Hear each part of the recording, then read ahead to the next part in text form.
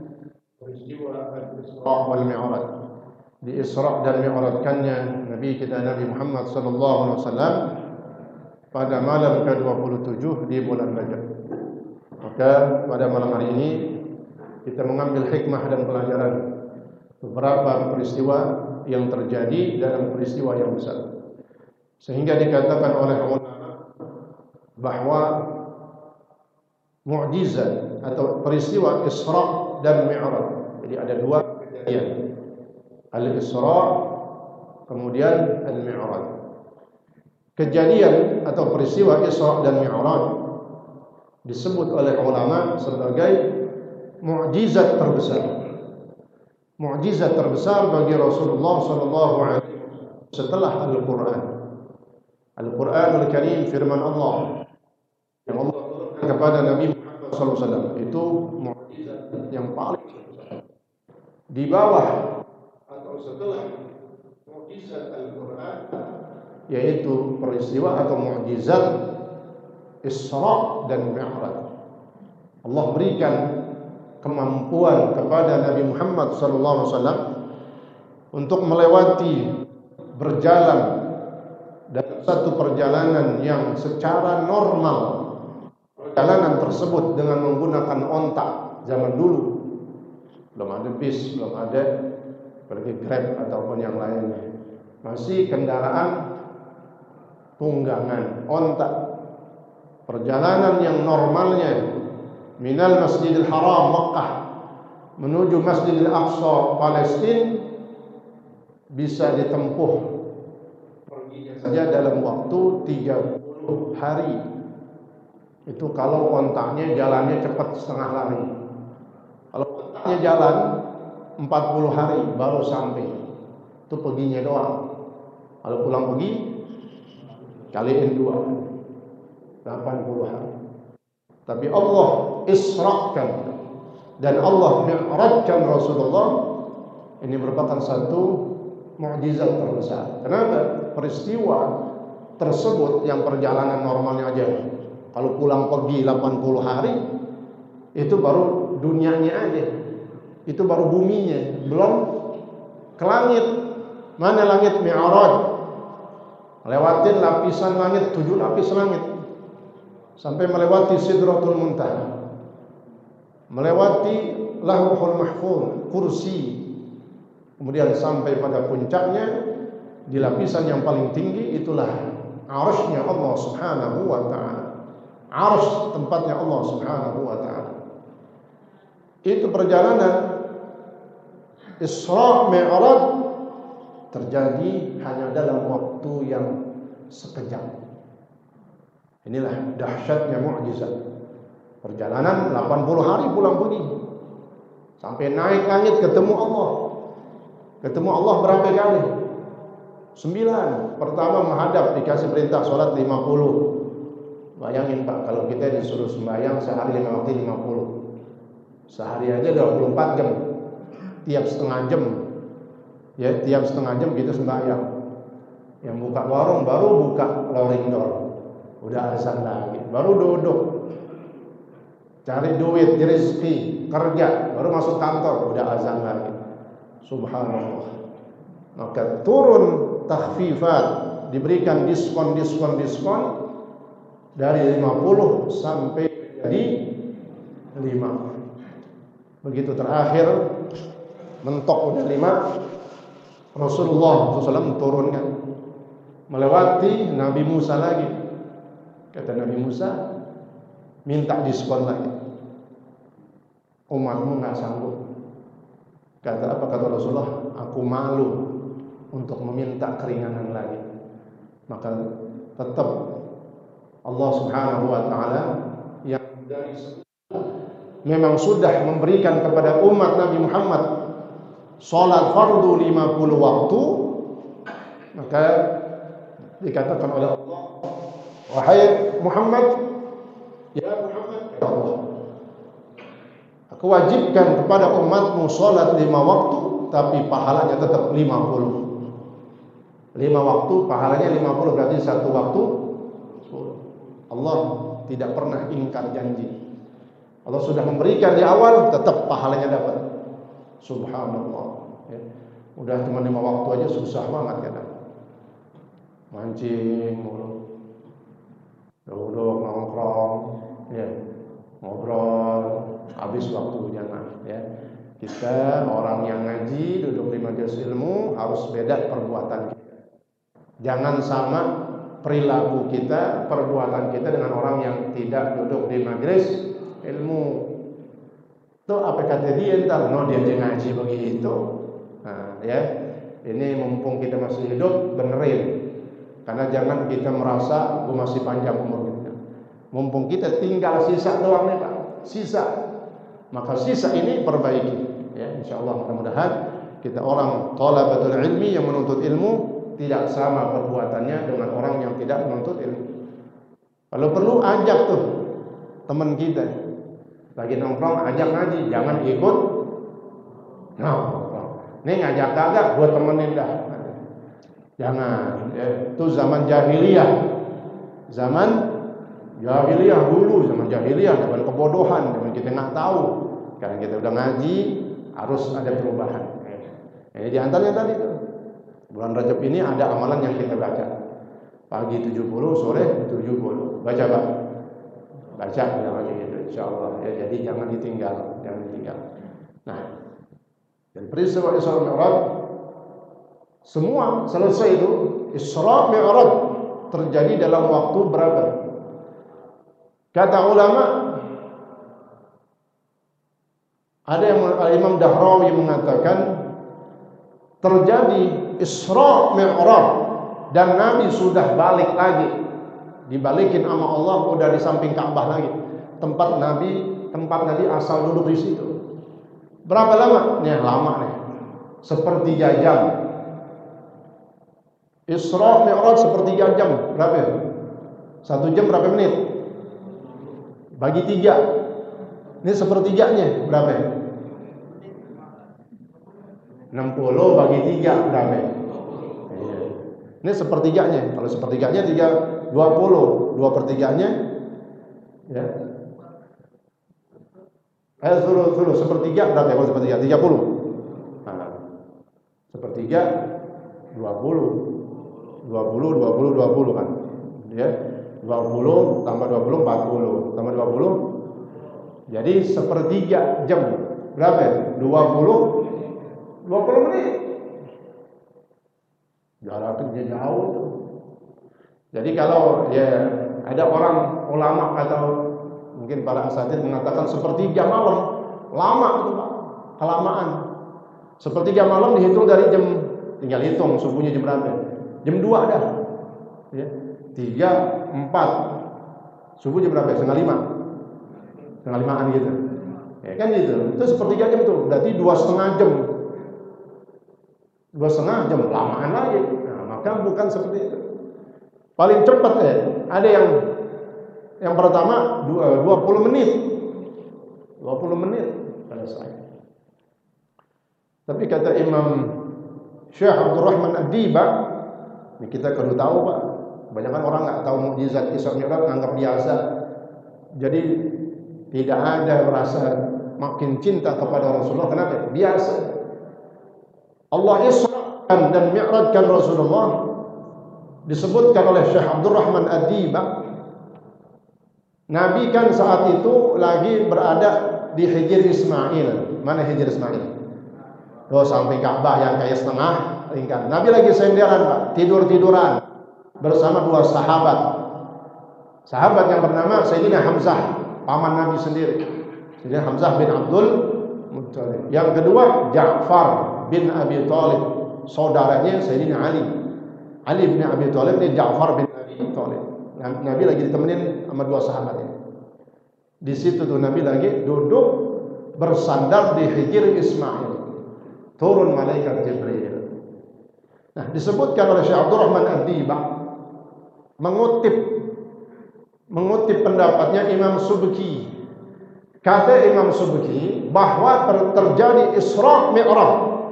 Nabi udah balik lagi sebelum subuh ada di Ka'bah, di samping Ka'bah dalam waktu yang singkat dan sekejap Pak.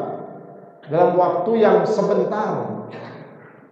Kalau tadi 20 menit, cepat juga. Ini lebih cepat lagi. Dalam waktu lahzah. Lahzah itu sebentar. Sebentar banget. Sebentarnya berapa lama?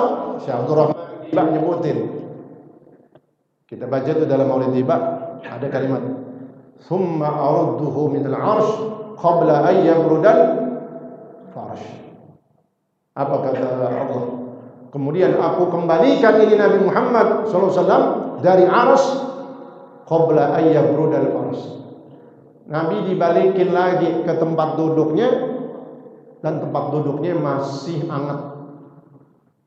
Belum dingin. Kita duduk deh Pak, ya masing-masing. Pasti kan kalau masih baru bangun masih hangat. Berapa detik dia? Ya, perkiraan gitu kan? Ya berapa lama sih hangatnya tempat duduk bekas kita duduk? Nggak lama banget. Itu Nabi. Bi qadri lahzah. Dibalikin sama Allah selesai Isra Mi'raj hanya dalam waktu ukuran Nabi duduk lagi di tempat itu, tempat duduknya masih hangat. Allahumma shalli wa sallim. Udah kebayang Pak? Ya, kita bangun itu masih hangat itu.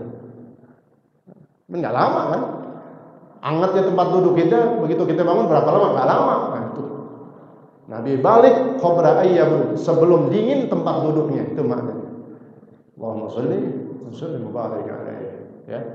Ini penting harus kita dalami, harus kita rinci peristiwa Isra dan Mi'raj ini sehingga makin kita bangga dengan Nabi kita Nabi Muhammad SAW. Kebanyakan kita umat Nabi Muhammad tapi tidak mau bangga dengan Rasulullah, nggak mau ngikutin Rasulullah. Padahal dengan peristiwa Isra dan Mi'raj disebutkan oleh ulama, peristiwa Isra Mi'raj ini Allah Subhanahu wa taala memberikan fasilitas yang istimewa yang tidak Allah berikan kepada nabi dan rasul yang lainnya. Yang pertama, dibelah dada Rasulullah. Itu dikatakan di samping Hijr Ismail, kata malaikat Jibril, datang 3 malaikat. Jibril, Mikail, yang ketiga malaikat yang enggak disebutkan namanya. Wa ma'ahuma malakun akhar. Pokoknya ada 3 malaikat, karena malaikat banyak banget. Yang turun langsung jenderalnya nih. Jenderalnya malaikat siapa? Jibril. Pasukan makhluk terbanyak di alam, bukan dunia, Pak. Alam. Pasukan ataupun makhluk Allah terbanyak, paling banyak. Nggak ada yang ngalahin. Tetesan air hujan, berapa tetes air hujan yang turun semenjak Allah turunin hujan pertama di zaman awal dulu sampai akhir zaman, jumlahnya kan banyak banget tuh. Ada hujan yang gerimis, ada yang sedang, ada yang gede banget. Ya, tetesan air hujan aja nggak bisa ngalahin jumlah banyaknya dari banyaknya para malaikat. Apalagi butiran debu, ini bukan pasir, pasir masih kelihatan. Debu atau pasir bisa, pasir yang di mana saja, jumlah butiran pasir debu yang ada di alam kalah jumlahnya dengan jumlah malaikat. Apalagi binatang yang jumlahnya mungkin berapa, sebanyak-banyaknya binatang punya anak, masih kalah karena debu pasir. Tapi pasir jumlahnya nggak ada dengan jumlah malaikat. Syekh Nawawi Al-Bantani nyebutin penjelasan tersebut dalam kitab Tafsir Munir. Lihat dalam surah di awal masih surah Al-Baqarah disebutkan oleh beliau jumlah makhluk terbanyak itulah al-malaikah. Siapa jenderalnya, pimpinannya, pentolannya? Malaikat Jibril. Itu jenderalnya udah ya. Allah Subhanahu wa taala kalau ngapain-ngapain Jibril yang diutus. Bukan anak buah lagi udah. Jenderalnya turun langsung. Turun malaikat Jibril. Kata Jibril, ya Rasulullah, bil haibati wal waqari wal lutfi. Turun tuh malaikat Jibril ngomong pelan-pelan, selembut-lembutnya. Bahkan dengan akhlaknya tuh Jibril ngomong kepada Rasulullah, "Ya Rasulullah, ayo kita berangkat." Nabi tanya, "Ila aina?" Mau kemana kita? Ila rabbika azza wa jalla. Kita akan menghadap Allah Subhanahu wa taala. Ya, karena diceritakan oleh ulama sirah tahun itu Nabi sedang mengalami beberapa kejadian yang mungkin menurut hak ataupun perasaan kita manusia biasa kesedihan. Ya, kesedihan. Yang pertama, sebelum di Isra Mi'rajnya, tahun itu Nabi ditinggal wafat oleh seorang istri yang tercinta, bininya dulu, istri Rasulullah, Sayyidah Khadijah Al-Kubra. Istri yang pertama, yang paling utama, istri yang sangat mendukung. Awalun nisa dakhalat fil Islam. Dalam kitab Khulasatul Yaqin, perempuan yang pertama masuk Islam di zaman Rasulullah itulah Sayyidah Khadijah radhiyallahu anha. Maka kalau kita haji atau umrah, jangan kagak ziarah, Pak. Jangan enggak ziarah. Kemana? Maklak. Ya, kalau ikut saya tuh pasti kalau ke sana saya ajak ke Maklak. Kita yang laki ya, karena yang perempuan itu nggak boleh masuk. Di sana Wahabi banyak kan. Kalau perempuan di luar aja dipagar. Kita ini lakinya masuk. Di situ ada yang pakai mobil golf karena luas banget, Pak. Jadi kita orang daripada tahu. Sayyidah Khadijah langsung dianterin pakai mobil golf, ya. Jadi bisa lewat terowongan. Nah itu kita harus ziarah. Istri Nabi, istri Rasulullah yang dicintainya. Gimana keadaan? Tadi ketika orang belum ada yang beriman, beliau yang paling pertama beriman. Kemudian dikerahkan semua hartanya. Sayyidah Khadijah ini seorang wanita kaya, ya. Nah memang statusnya janda, kayanya ini nggak ketulungan, Pak. Kayanya paling kaya. Bahkan Sayyidah Khadijah bukan kaya doang. Namanya orang punya duit kaya, banyak ditakutin, disegani oleh orang-orang di kalangan bangsa Arab saat itu. Ya, maka karena didukung oleh Sayyidah Khadijah, ya Rasulullah SAW tidak pernah tergantikan posisi Sayyidah Khadijah di dalam hati Nabi Muhammad SAW. Diceritakan setelah wafatnya Sayyidah Khadijah, kan beberapa istri itu Nabi nikah sampai yang terakhir, ya, atau sampai menikah dengan Sayyidah Aisyah yang masih remaja, anak Sayyidina Abu Bakar Siddiq. Ya. Selama hidup bersama Sayyidah Aisyah, Nabi kadang-kadang kalau lagi cerita nyebutin Sayyidah Khadijah, nyebutin bahasanya bininya yang dulu. Perempuan sedikit cemburu kan? Tidak ada kayak Rasulullah yang kau bicarakan selain perempuan, selain wanita, Sayyidah Khadijah. Apa jawaban Nabi? Ya Aisyah, berapapun jumlah dari engkau, satu pun tidak ada yang bisa menggantikan posisinya di dalam hatiku, kata Nabi Muhammad SAW. Makanya begitu wafat, sedihnya luar biasa. Ya, sedihnya luar biasa. Nggak lama wafat paman Nabi yang bernama Abu Thalib. Abu Thalib ini, Pak, kita simpan rekamannya nih. Abu Thalib ini paman Nabi ini orang paling ditakutin. Kalau tadi Sayyidah Khadijah disegenin, orang pada segan maksudnya. Kalau Abu Thalib dari segi kewibawaan dan kekuasaan, sampai daerah Masjidil Haram, ya, Ka'bah, Masjidil Haram dan sekitarnya disebut Syi'ib Abi Thalib, lembahnya Abu Thalib, karena daerah kekuasaannya Abu Thalib. Paling ditakutin, Pak. Kita tahu nih. Termasuk Abu Jahal, Abu Lahab, tuh dedengkot kafir nggak berani sama Abu Thalib. Luar biasa tuh paman Nabi bernama Abu Thalib. Makanya kalau secara awamnya kebanyakan kan kita tahunya paman Nabi yang bernama Abu Thalib ini tidak masuk Islam. Kan secara awamnya kita tahu begitu. Sampai wafatnya memang tidak mengucapkan 2 kalimat syahadat, betul. Tapi kalau dilihat, diukur, ditimbang cintanya Abu Thalib kepada Nabi Muhammad sebagai keponakannya, melebihi cintanya kita semua. Bahkan melebihi cintanya sahabat yang lain. Saking begitu cintanya, ta'zim, tunduk, patuh dan mendukung Nabi Muhammad SAW, Abu Thalib. Ya.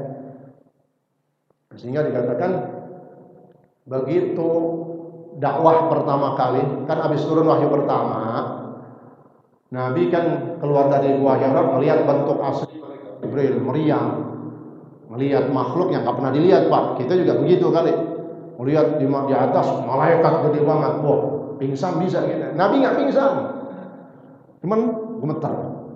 Ya, kalau dah, oke. Ada yang pulang dari sini lewat kuburan, ada yang terbang putih-putih, oh, kan gitu.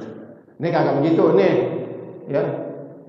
Nabi ngelihat bentuk asli malaikat Jibril, pulang, dilihat Sayyidah Khadijah, oh, kurang sehat, diselimutin, ya.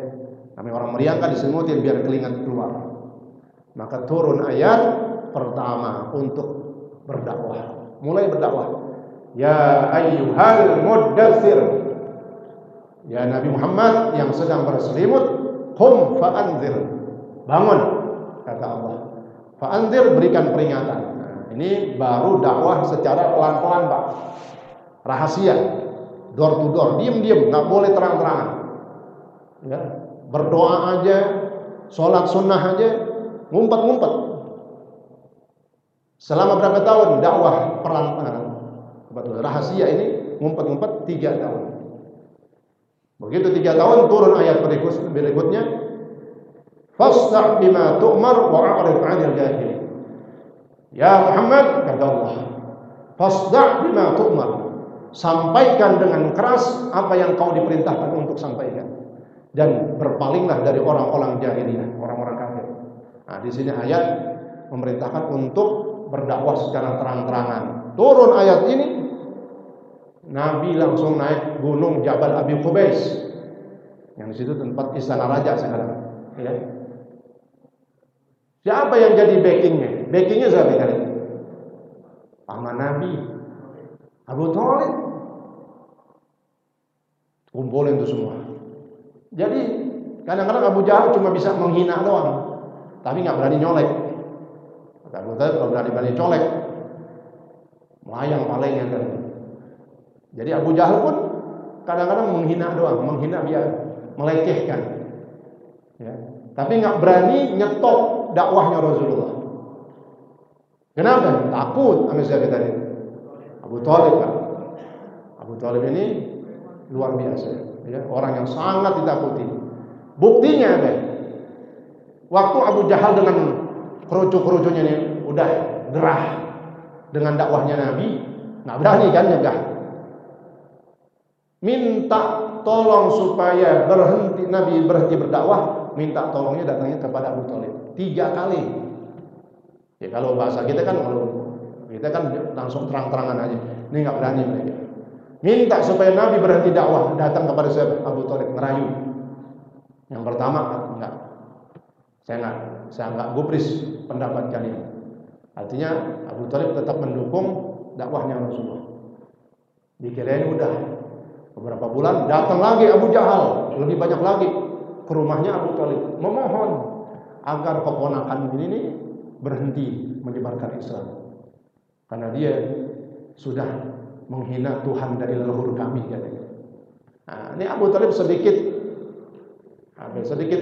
hampir terkecoh, karena dipanggil Rasulullah oleh Abu Thalib supaya disuruh berhenti. Apa jawaban Rasulullah?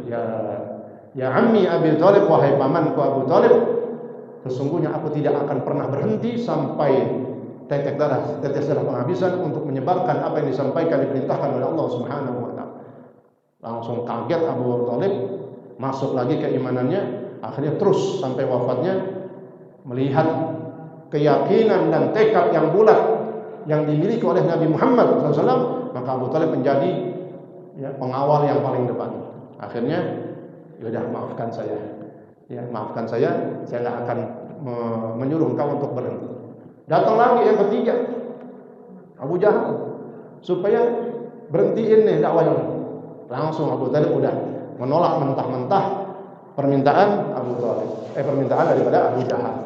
Ini, maka begitu wafat di tahun yang sama, habis wafat Sayyidah Khadijah, seorang istri yang luar biasa, yang sangat dicintai dan tidak ada gantinya, ditinggal wafat oleh backingnya meninggal, siapa? Pamannya bernama Abu Thalib. Sehingga dari situ begitu wafatnya Abu Thalib, Abu Jahal sudah mulai berani, ya, menyerang, menindas, menyiksa setiap orang yang mengikuti Nabi Muhammad. Kenapa? Pentolanya udah wafat, baru berani. Itu Abu Thalib. Ya, kejadian satu lagi. Sebelum Nabi SAW masih di tahun yang sama, Nabi ditolak apanya? Dakwahnya. Di mana? Di daerah Taif. Pertanyaannya, kenapa? Tempat yang Nabi disuruh berdakwah, ya habis di Mekah kan itu Abu Thalib wafat, ya kata Allah, sebarkan Islam, ajak orang menyembah Allah di kota Taif. Ya, kalau kita umroh atau haji sempetin Pak, ya, ziarah ke Taif. Banyak sekarang travel paket ziarah Taif udah free. Ya. Nah itu di situ juga kita ziarah kepada Ibnu Abbas, paham sahabat Nabi yang bernama Sayyidina Abdullah bin Abbas. Di jalannya itu ada gapura Ibnu Abbas, ada masjid Ibnu Abbas, ada kuburnya di samping. Mang kuburannya ditutupin tembok, ya, kuburnya ditutupin tembok. Nah itu Taif. Kenapa Taif? Karena Taif tempat paling banyak kesyirikan, tempat paling banyak berhala selain di Mekah kan gitu. Saat itu Mekah banyak juga. Di Mekah dekat Ka'bah, orang kafir yang namanya Abu Jahal punya berhala. Berhalanya Abu Jahal khusus Pak, sangar, Hubal namanya. Berhalanya Abu Jahal namanya Hubal, gede. Sampai katanya dengkulnya aja di atas Ka'bah. Dengkulnya doang lagi. Dengkulnya di atas Ka'bah. Warnanya hitam. Ya menunjukkan orang kalau kerasnya hatinya itu yang punya keras hatinya Abu Jahal. Tapi di Taif juga banyak Tuhan atau berhala-berhala yang dijadikan Tuhan. Berhalanya berhala gede Pak. Kita kenal namanya Lata. Lata dan apa itu? Lata adalah sonamun kabirun li Bani Thaqif. Lata itu adanya di Taif. Berhala terbesar yang disembah oleh suku Bani Thaqif. Suku Bani Thaqif atau Al-Thaqafi. Kalau ada nanti orang-orang Arab yang gelarnya ada belakangnya ada marga Al-Thaqafi, nah itu orang Taif. Al-Thaqaf bukan sedang, Al-Thaqafi beda, ya.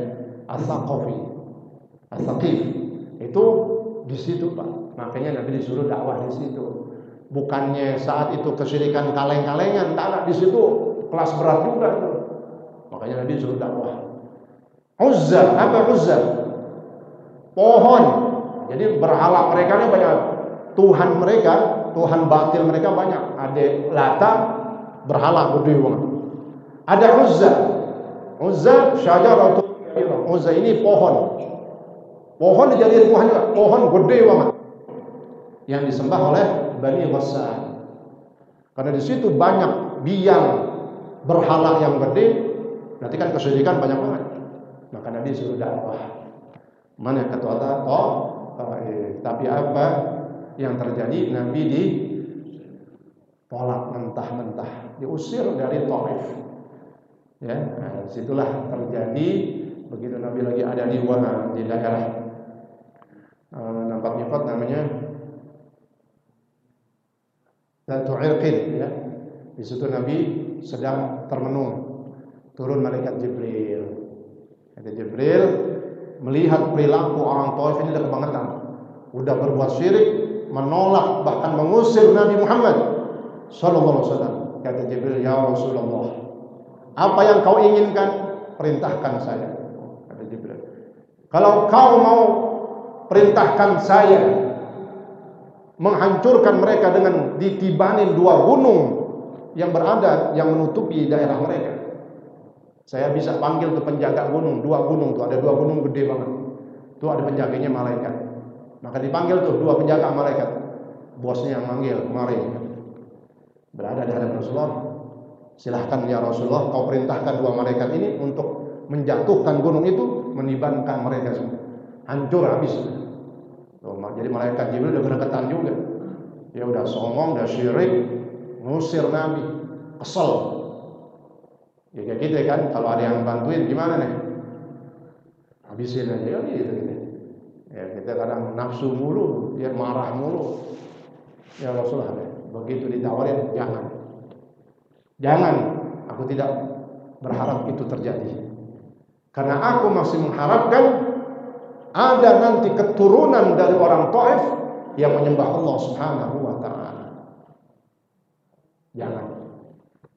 Fa innahum, karena mereka enggak tahu siapa saya. Dan saya masih berharap nanti ada keturunan mereka, mungkin cucu atau cicitnya yang menyembah Allah Subhanahu wa taala, artinya beriman. Dan terbukti, Pak. Kalau Nabi minta doa udah pasti dikasih.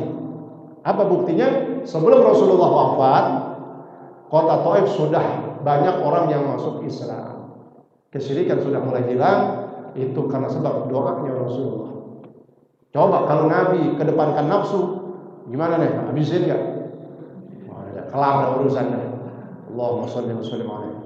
Kita nyontoh Nabi, Pak, ya. Jangan diemin aja. Mungkin dia enggak tahu kita. Ya. Nah, kan lagi sedih itu istilahnya. Terjadi 3 peristiwa. Ditinggal wafat oleh 2 kekasih, ya, istri dan pamannya, dan kejadian ditolak ataupun diusir dari Taif. Sehingga dikatakan Nabi mau diajak refreshing, jalan-jalan istilahnya, tapi bukan sekedar jalan-jalan biasa. Maka disebutnya Isra Mi'raj ini mukjizat terbesar bagi Rasulullah sallallahu alaihi wasallam. Dibawalah Nabi, diajak ke samping sumur Zam-Zam. Dulu, Pak, sumur Zam-Zam itu letaknya dekat semua, nggak jauh dari Ka'bah.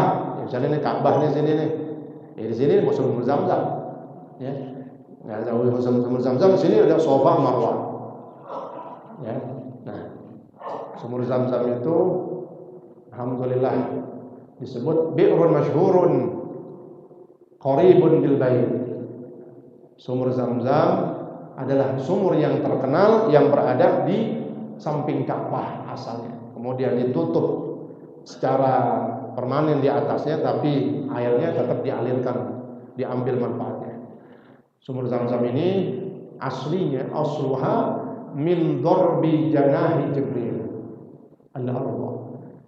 Air Zam-Zam ini aslinya adalah hentakan, pukulan sayapnya malaikat Jibril di bawah kakinya Nabi Ismail yang masih bayi saat itu.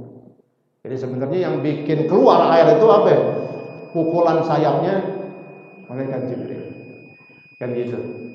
Begitu lagi kehausannya, Nabi Ismail masih bayi, Siti Hajar naik Safa Marwah 7 kali nyari ada orang yang lewat jalannya bawa air. Nah, ada naik Marwah, naik sampai 7 kali. Selesai, nggak taunya lagi nangis ngulun-ngulun tuh Nabi Ismail, di bawah kakinya terpancar mata air Zam-Zam. Asalnya siapa yang ngetokin? Sayap malaikat Jibril. Ya, begitu dilihat sama Siti Hajar, air banyak, Pak. Namanya mata air gede. Yasilu fil ardi, sampai banjir semua tuh. Namanya air nggak ketampung, ya kan? Nggak ada sumpelannya. Kalau ada material dibeli dok kan gitu biar tutup. Ini kagak ada, ya. keluar tuh sampai banjir semuanya. Yang tadi kering kan Hijaz itu tandus Pak, basah semua.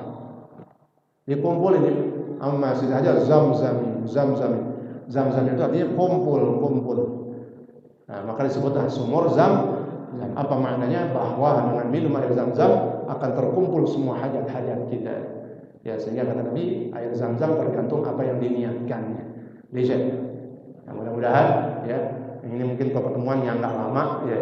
Dikit lagi ada penutupan, kalau udah Rajab dikit lagi Sya'ban. Jadi insyaallah saya atau penutupan kapan ya? Saya izin takutnya enggak ngalamin tanggal 12 Februari sehari ya, 2 hari sebelum nisfu ya. Saya mau ziarah yang mau ikut ke Turki 10 hari nisfu di Masjid Istanbul. Ya, 10 hari ziarah Pak, sekaligus wisata religi. Ziarah siapa? Sahabat Nabi yang rumahnya diisyaratkan sama Allah, Nabi tinggal di situ. Orang kaya yang rumahnya disinggahi nama Nabi ketika Nabi sampai di kota Madinah. Siapa beliau? Abu Ayyub Al-Ansari. Yang dikatakan siapa yang ziarah kepada beliau dikabulkan hajat-hajatnya. Pernah di pemerintahan Turki dulu lagi musim kering, maka ada yang ngarahkan kita sholat istisqa di samping kuburnya Abu Ayyub Al-Ansari. Turun, belum selesai sholat udah turun hujan. Yang mau ikut tanggal 12. Jadi nisfu di Turki, jarang-jarang Pak. Ya, di masjid kan kita sering tiap tahun 19,5. Kalau nego-nego mentok 19 dah. Ya, jadi berangkat tanggal 12. Ini saya jarang Pak kalau bikin negara-negara gini nih, mungkin ya sekali doang. Kalau umroh sih mungkin tiap tahun. Ya, jadi muter ya Pak, ngeliling Turki semua. Dari Istanbul ntar balik lagi ke Istanbul. Ya. Jadi yang mau ikut silahkan tanggal 12 Februari ya, ziarah. Siapa lagi tadi itu? Abu Ayyub Al-Ansari. Kemudian Syekh Jalaluddin Ar-Rumi yang pelopor tari sufi. Nah, terus mungkin kita sering dengar Syekh Jalaluddin Ar-Rumi di Konya. Kemudian seorang jenderal muda yang menaklukkan Konstantinopel. Begitu dikuasai jadi Turki Utsmani, digantilah Konstantinopel jadi Istanbul itu asalnya Islambul karena negeri yang penuh dengan Islam. Itu di zamannya Al-Fatih. Nah, itu yang kita ziarahin Pak. Selain juga ada museum Topkapi di Istanbul. Di situ begitu masuk museum dijembreng, tahu jembreng Pak? Dipampang tapi pakai kaca. Bajunya Sayyidah Fatimah, anak Rasulullah SAW yang penuh tambelan. Kalau kita pernah baca sejarah tuh, begitulah bajunya Sayyidah Fatimah, tambelan semua Allah. Ya, itu. Dan tempat-tempat yang lainnya Pak. Di sana pas lagi musim salju nih. Jadi yang mau ikut jangan bawa sirup. Jangan bawa kita es nih. Wah, kita taruh gelas aja dah. Ya, mau ikut silahkan. Saya nggak bikin tiap tahun, tapi mungkin sekali-sekali doang. Ya, jadi masih ada. Saya mau kuotanya 20 orang, udah ada 11 orang. Ya, masih ada. Laki bini mau sholat sendiri boleh silahkan. Ya. 10 hari berangkat tanggal 12 pulang hitung diri dan itu. Mudah-mudahan Allah berikan kita ilmu manfaat. Yang punya rezeki manfaatin Pak sebelum meninggal kita datang ziarah ya. Silakan yang mau daftar. Mudah-mudahan memberikan rezeki semuanya barakah, halal dan manfaat fi dini wa dunya wal akhirah. Amin ya rabbal alamin. Al-Fatihah. A'udzu billahi minasyaitonir rajim. Bismillahirrahmanirrahim. Alhamdulillahi rabbil alamin arrahmanir rahim maliki yaumiddin. إياك نعبد وإياك نستعين واهدنا الصراط المستقيم صراط الذين أنعمت عليهم غير المغضوب عليهم ولا الضالين بسم الله الرحمن الرحيم الحمد لله رب العالمين اللهم صل وسلم وبارك على سيدنا محمد وعلى سيدنا محمد اللهم ربنا انفعنا بما علمتنا وعلمنا ما ينفعنا وزدنا علما والحمد لله على كل حال برحمتك يا ارحم الراحمين اللهم اغننا بالعلم وزينا بالحلم واكرمنا بالتقوى وجملنا بالعافيه برحمتك يا ارحم الراحمين اللهم ارزقنا فهم النبيين وحفظ المرسلين والهام الملائكه المقربين برحمتك يا ارحم الراحمين وصلى الله على سيدنا محمد وعلى اله وصحبه وسلم والحمد لله رب العالمين السلام عليكم ورحمه الله وبركاته